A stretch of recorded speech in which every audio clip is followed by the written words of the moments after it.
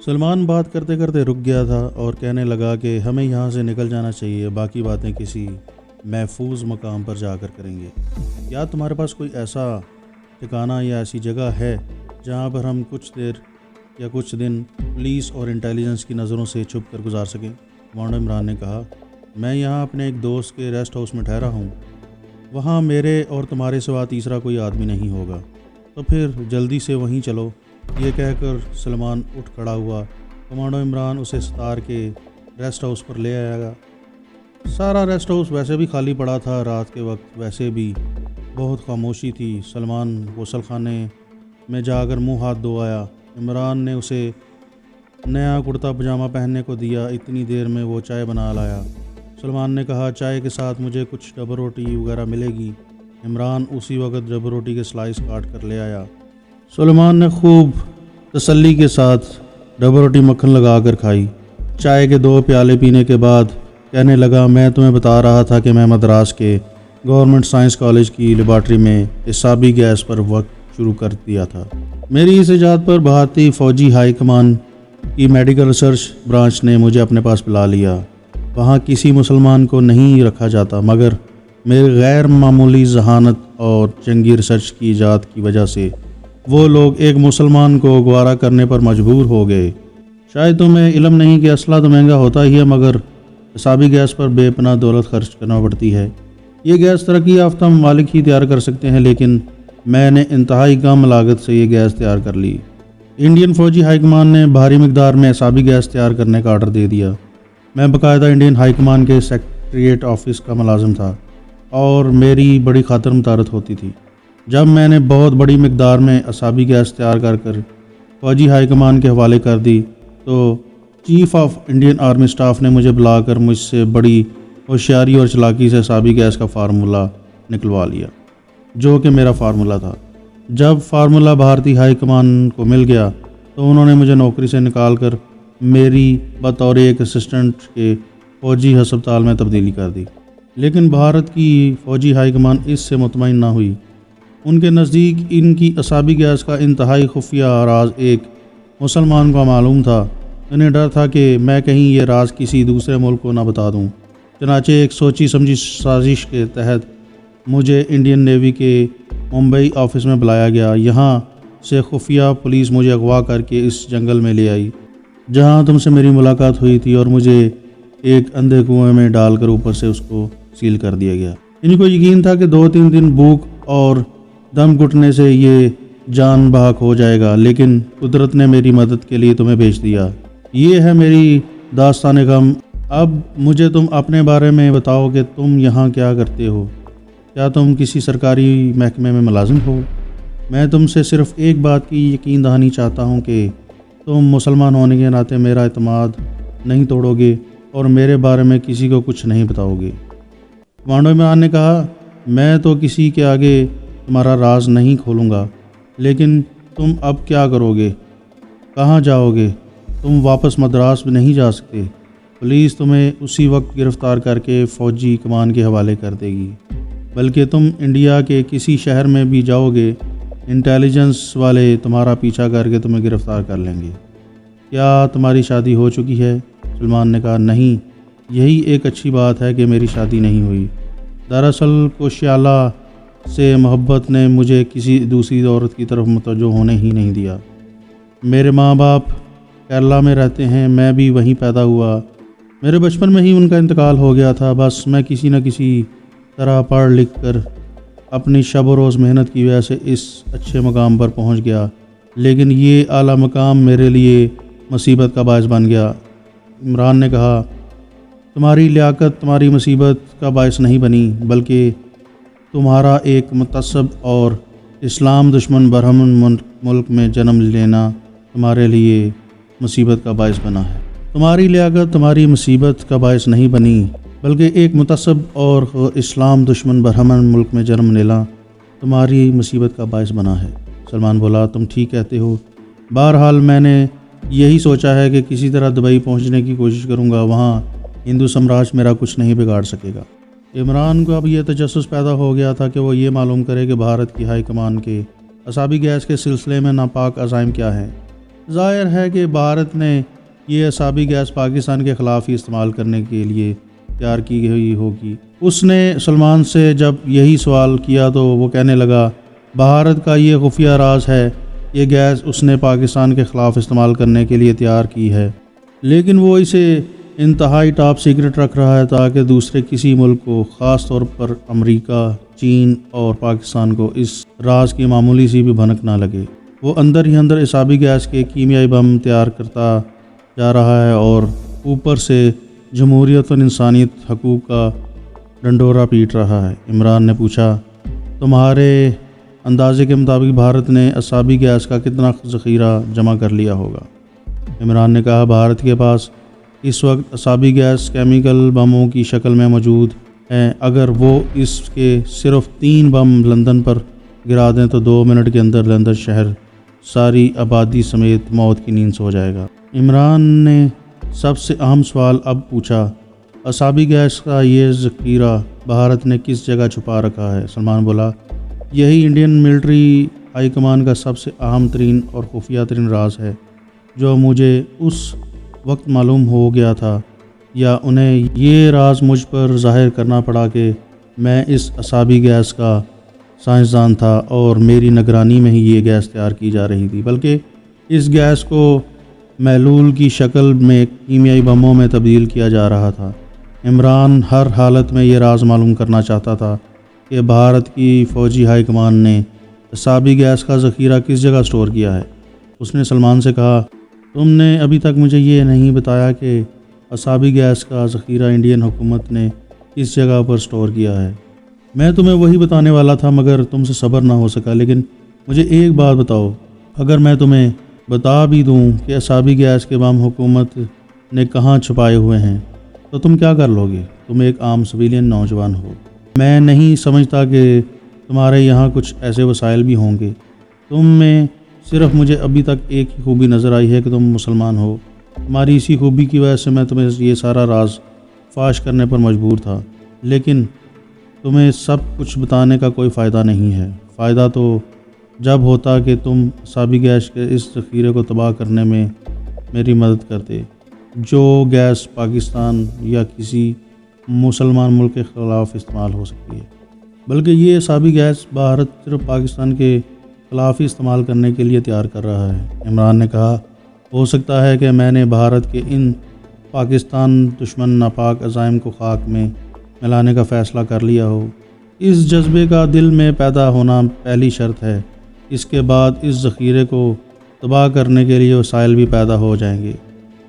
سلمان نے غور سے عمران کی طرف دیکھا اور کہنے لگا تم مجھے ایک عام مسلمان نوجوان سے کچھ مختلف نوجوان نظر آتے ہو، کہیں ایسا تو نہیں کہ تم اپنا آپ مجھ سے چھپا رہے ہو؟ اگر ایسی بات ہے تو مجھے افسوس ہوگا، کیونکہ میں نے تمہیں دل کھول کر اپنا اہم ترین راز بتا دیا۔ اسی طرح تمہارا بھی فرض بنتا ہے کہ مجھے بتا دو کہ تم اصل میں ہو کون۔ عمران اسے اپنی اصلیت کسی صورت نہیں بتا سکتا تھا، لیکن کسی حد تک وہاں اپنا تعارف کروانا بھی ضروری تھا۔ چنانچہ اس نے کہا اب تم نے مجھے مجبور کر دیا ہے تو میں تمہیں سب کچھ بتا دیتا ہوں کہ میں اصل میں کون ہوں۔ اس کے بعد عمران نے سلمان کو بتایا کہ میں ملیار کوٹلے کا ہی مسلمان نوجوان ہوں اور اپنے مسلمان کشمیری بھائیوں سے ہمدردی کی وجہ سے کشمیر کے محاذ پر انڈین آرمی کے خلاف جہاد کر رہا ہوں۔ ہمارا ایک کشمیری مجاہد اس علاقے میں بھارتی پولیس نے قید کر رکھا ہے۔ میں اپنے ایک ساتھی کے ساتھ یہاں اس کشمیری مجاہد کو قید سے نکالنے آیا تھا۔ سلمان نے پوچھا۔ عمران نے کہا خدا کا شکر ہے کہ ہم اپنے کشمیری مجاہد بھائی کو قید سے رہا کرانے میں کامیاب ہو گئے، لیکن میرا ساتھی مجاہد اس مشن میں مجھ سے جدا ہو گیا، کیا وہ شہید ہو گیا؟ سلمان نے سوال کیا۔ عمران نے کہا نہیں، وہ شہید نہیں ہوا، لیکن صورتحال ایسی پیدا ہو گئی کہ اسے بھی کشمیری مجاہد کے ساتھ فرار ہونا پڑا، اور ایسا کبھی کبھی ہو جاتا ہے۔ لیکن بہرحال میں تمہیں یہ یقین دلاتا ہوں کہ اگر تم ہمیں نشاندہی کر دو گے کہ بھارتی فوجی کمان نے پاکستان کے خلاف استعمال کیے جانے والی اعصابی گیس کے بموں کا ذخیرہ کہاں سٹور کیا ہے، تو میں اسے جان کی بازی لگا کر بھی تباہ کرنے کی کوشش کروں گا۔ سلمان مسکرا دیا اور کہنے لگا تم واقعی سچے مجاہد مسلمان ہو، جذبہ میرے اندر بھی یہی ہے، لیکن اعصابی گیس کا ذخیرہ بھارتی ہائی کمان نے ایک ایسی خفیہ جگہ پر سٹور کر رکھا ہے کہ وہاں تک پہنچنا کسی عام انسان کے بس کا روگ نہیں۔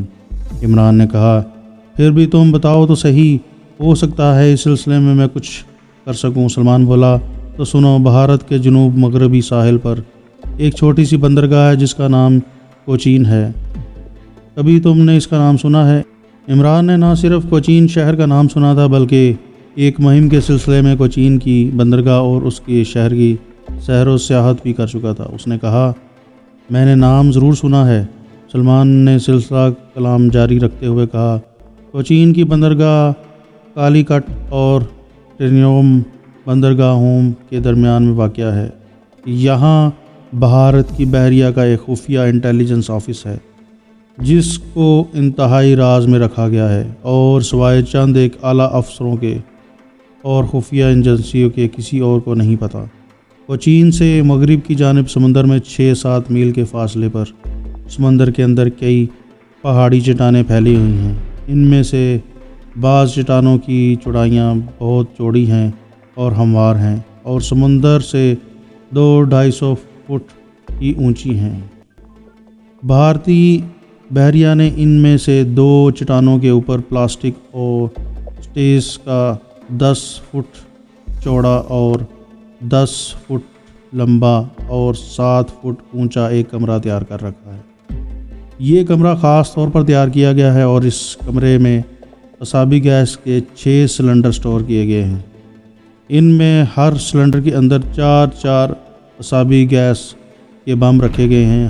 ہر بم میں اتنی ہلاکت خیز گیس موجود ہے کہ اگر اسے ممبئی جیسے کسی بڑے شہر میں پھینکا جائے تو شہر کی بلڈنگز، سڑکیں اور ریلوے اسٹیشن اور دوسری عمارتیں اپنی جگہ پر قائم رہیں گی، لیکن انسان ایک بھی نہیں رہے گا۔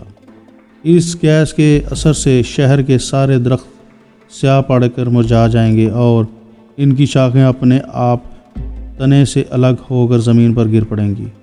عمران انتہائی توجہ سے سلمان کے یہ انکشافات سن رہا تھا۔ اسے یقین نہیں آ رہا تھا کہ انڈین گورنمنٹ کا اتنا اہم راز محض ایک اتفاق سے یا ایک بھٹکی ہوئی ہندو آتما کے ذریعے سے اسے معلوم ہو سکے گا۔ اس نے کہا اس گیس چیمبر کی سیکیورٹی کا بھی کوئی زبردست بندوبست ہوگا۔ سلمان بولا چونکہ انڈین گورنمنٹ اور بھارتی بحریہ کو معلوم ہے کہ یہ علاقہ گمنام سا ہے اور اس کے متعلق کسی کو شک نہیں پڑ سکتا، یہاں اتنی قیمتی شے سمندر کے نیچے ایک باکس میں موجود ہے، اس وجہ سے وہاں سیکیورٹی کا اتنا زیادہ اہتمام نہیں ہے۔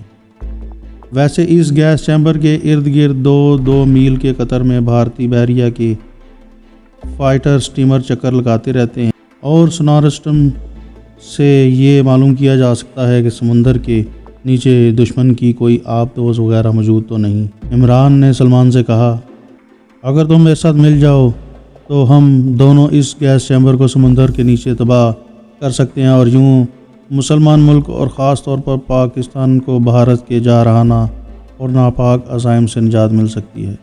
سلمان نے بڑے پرجوش الفاظ میں کہا میں تمہارے ساتھ اس مشن میں جانے کے لیے تیار ہوں۔ سلمان ٹکٹکی باندھ کر عمران کو تکنے لگا، پھر اس نے پوچھا کیا تم دل سے ایسا کہہ رہے ہو؟ عمران نے جواب دیا میں دل سے ہی کہہ رہا ہوں، مجھے تم سے جھوٹ بولنے کی کیا ضرورت ہے؟ اس پر سلمان نے اطمینان کا ایک گہرا سانس لیا اور کہنے لگا میں ایک بات کی ابھی سے وضاحت ضروری سمجھتا ہوں، وہ یہ بات ہے کہ میں کوئی کمانڈو نہیں ہوں۔ مجھے نہیں پتا کہ تم کمانڈو ہو یا نہیں، لیکن میں نہیں ہوں۔ میں تیرنا بھی نہیں جانتا، میں ویسے بھی سمندر سے ڈرتا ہوں، لیکن میں تمہیں باہر بیٹھ کر گائیڈ ضرور کر سکتا ہوں۔ تم اگر چاہو تو میں تمہیں سمندر کے نیچے گیس چیمبر کا پورا نقشہ بنا کر دے سکتا ہوں۔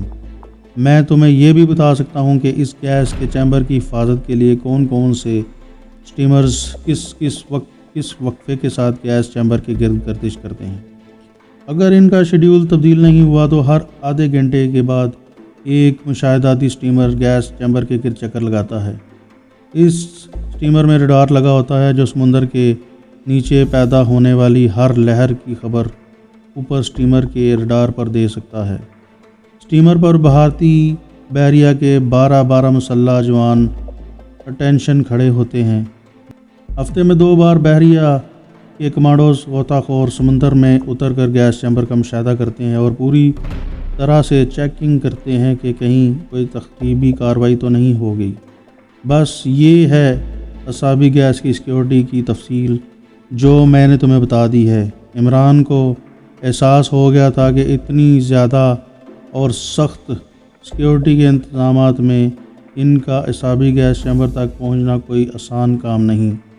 اس کے لیے بہت سے وسائل کی ضرورت پڑے گی جو بظاہر عمران کے پاس نہیں تھے۔ اس سلسلے میں سیٹ ستار سے مشورہ کرنا بہت ضروری تھا۔ عمران نے سلمان سے پوچھا، تم تو اب واپس مدراس نہیں جا سکتے؟ سلمان بولا، میرا مدراس جانا خود بخود اپنے آپ کو گرفتار کرانے کے لیے پیش کرنے والی بات ہوگی۔